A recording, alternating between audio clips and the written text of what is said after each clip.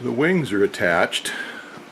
All of that stuff is hooked up on there, the fuel lines and the electrical connections and the pitot static system and all of that is hooked up. I've got the flap cables hooked up, and I cut and routed a new aileron cable for my crossover cable. Before I pick the fuselage up and put on the floats, I'll have to put the struts on and rig the wings and stuff, but I'm going to wait on that for a while. I started working back here on the tail, and I cut out my inspection cover panels, my access cover panels here for the tail section. So that much is done. So I guess the next step here is to set up these horizontal stabilizers.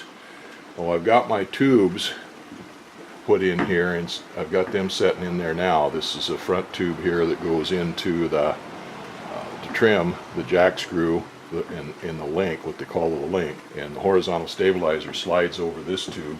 And then we've got the rear tube back here, and the horizontal stabilizer slides on it. So these are not drilled. They have to be drilled out for the horizontal stabilizers to fit on. So the first thing I'm going to do is fit these in here, and I want to measure them out so that they're balanced, so they stick out equally on both sides before I put the horizontals on there. Then I can put my horizontal stabilizer on there, and it has holes in it drilled for the mount bolts for here. So once I get this marked, then I know how far to insert these tubes into the horizontal stabilizer. So when I worked on all this stuff, when I rigged it up before I covered the airplane, I had everything all set up, and I already rigged the horizontal stabilizers, and I cleaned up these pieces and these tubes. This forward tube here is a brand new tube, but it was nasty inside. I had to do a lot of work to clean it out. I powder coated the inside of it and coated it with peralkatone. The rear one here wasn't as bad, but I still did that anyway. And then I coated everything with peralkatone to protect it while it was in construction mode here. So the first thing I did was I got a rag with some paint thinner on it and went through this liner, or this link, and this tube back here that goes through this bushing and the tubes, and cleaned those all up. Now this forward tube, this link, has two brass bushings in it, one on each side, and they're about 1 inch long. So this tube rides on those, and then the full length of the inside of it is not touching the inside of this link at all. The tube is supported. So when you grease this, it has a grease fitting on here that you can grease at 100-hour or annual or whatever you want, and that fills up that cavity with grease, and then a little bit will squirt out there. But that is a chrome tube that's twisted in a brass sleeve on there, so that's not too bad.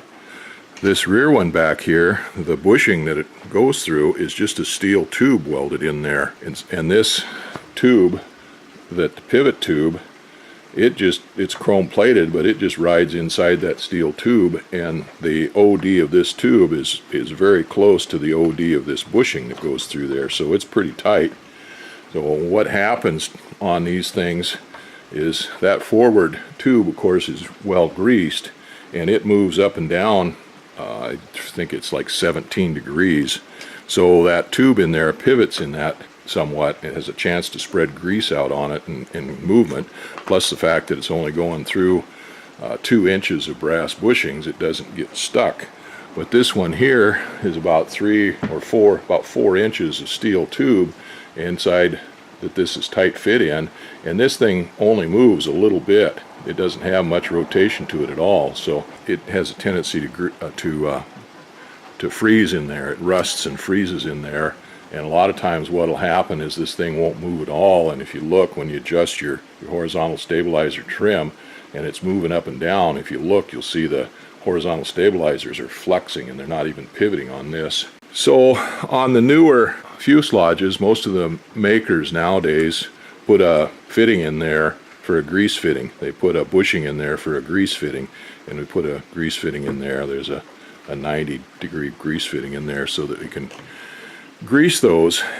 Now on my other fuselage, the first time I took that tail apart, this tube was froze up in there pretty bad, and I made a puller to get it out of there. So when I put a new one in, I drilled a hole in this tube and then fitted a grease fitting in there, a zerk on there. I took a hose clamp, punched a hole in it, and fitted over the grease zerk, and then clamped it down on there so it was tight on there.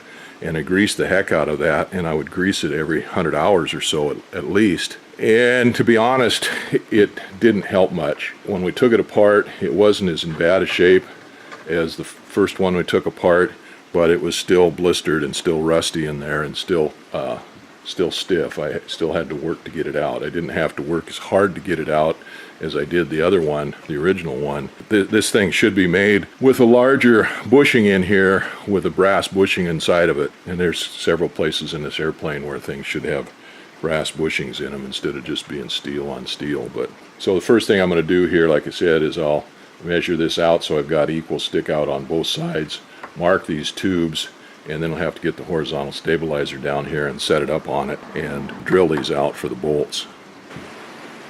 Well, the horizontal stabilizer is mounted up there on the tubes. I got the tubes through the link and the bushing on the back, and I've got the horizontal stabilizer mounted up on the tubes. Took a little bit to do it. Of course, there was some paint and stuff inside the tubes there. Even though I'd blocked those off, they still got some paint in them, and they had powder coat in them. The back one wasn't too bad. I took a wire brush and cleaned it out. But this front one, I couldn't get that tube to slide in there. I scraped the paint out with my pocket knife, and then got some sandpaper. I had to sand it out a little bit. I finally wound up finding a tube that would fit down in there and sticking the sandpaper to it. Well, that's up there now. I'll have to go get some drill bits, and I'll drill these holes out. Here's the holes here for the bolt that hold that on.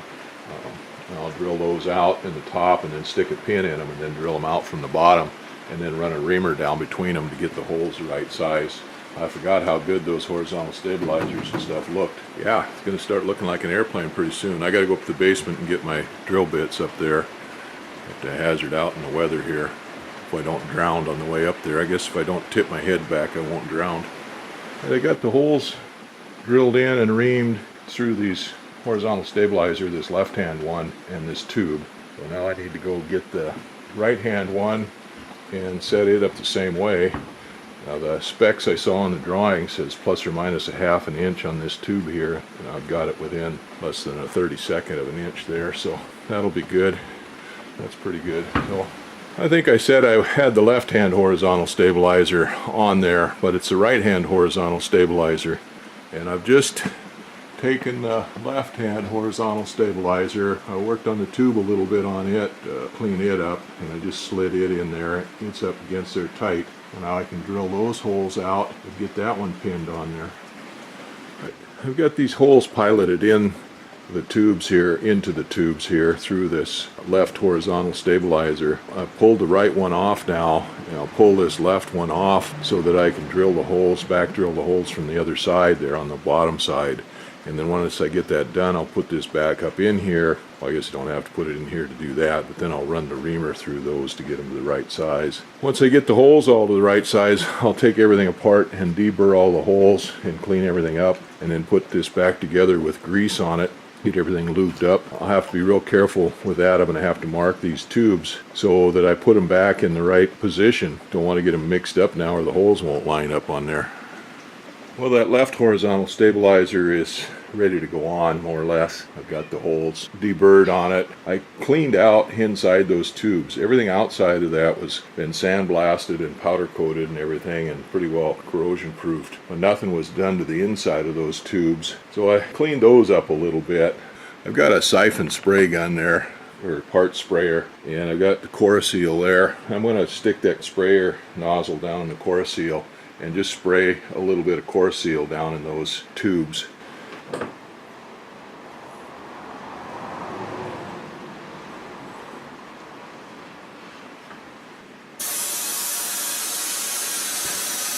Getting ready to put that horizontal stabilizer and everything all together for the final time, and I wanted to get to grease up those liners and stuff there, those tubes and everything, and get everything all greased up real good.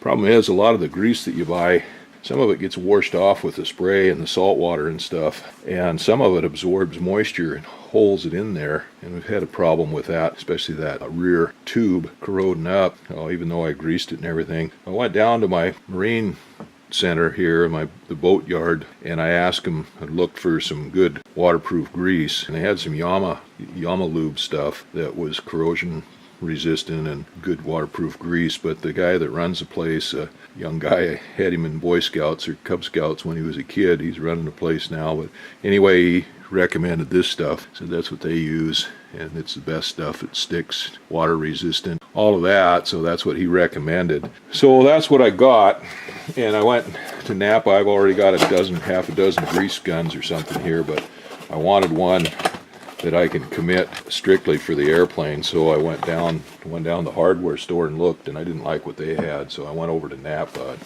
This was heavy duty grease gun, a Napa brand, the least expensive one that they had. And they've got others there. This squeezes with one hand here. And they had others there, but this was the only one that they had that had a flexible line on it instead of a hard line. I like the flexible ones better. So anyway, that's what I got. I'm going to put the grease in this gun, and then I'll lube up those tubes and put those in place, and then we'll get these horizontal stabilizers put on there. Well, both horizontal stabilizers are attached. They went and got that grease and lubed up the tubes and lubed up in the sockets here in these tubes on the horizontals. Stuck the tube in there, pinned it in with bolts on this right one, and then slid it in and greased up the yokes here, the bushings first, and then I got the other one on the left side and slid it on, and they went on real nice. Then I took that grease gun and put grease in these zerks here. This one here on this link took quite a bit, because of course there's a pretty good gap in there between this tube and the tube that goes through there. I said there's a bushing that goes back into about here, and then the rest of it free floats on both sides. So that took quite a bit of grease, and it finally started coming out a little bit in this joint. It's really tight because I got those joints pretty tight, but I got grease coming out both sides. And then I greased the back one there the same way, and that grease fitting on there is not a very good fitting because it was squirting grease out all over, but I got it to go through and come out through the tube. So I put a fitting up there on that tower, on the top of that tower, on that bushing main bushing where it comes through, and I was able to get grease into that. But there's a grease fitting on that yoke there on the jack screw, and when I put this thing together, I was debating how that was going to get grease into it, how you're going to get a grease fitting onto that Zerk, and I couldn't get the grease fitting on there on the grease gun to grease that Zerk in that yoke. It's just not in a very good spot for that. I could get it in there, but I just couldn't get it on that fitting. Somebody else might be able to get it on there, I don't know, but I couldn't do it. But anyway, that thing is on there now, and it's all greased up. I still got to wait for the nuts to come and to put the nuts on it to hold it down, but that's on there, so that's really good. Now I'll put those brace wires on here. One brace wire goes in this rear tube on this horizontal stabilizer here, and then goes up to where that one hinge is on up there on the rudder. So I'm going to have to get my soldering iron out and heat it up and punch that hole out in the fin there, and then we'll get those wires out and put them on.